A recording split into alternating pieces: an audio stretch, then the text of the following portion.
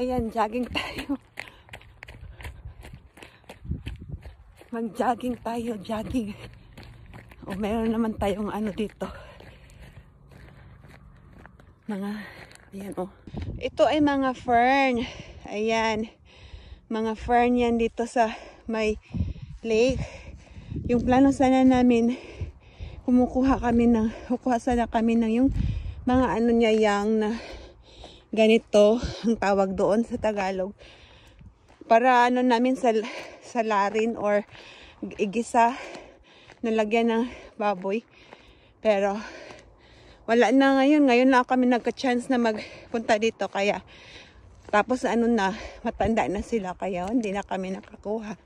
Yan yun ang, meron din dito. O dito, mga sheep. Doon pa dalawa. Yun dito sila nagtatambay. Makain. Hello, me!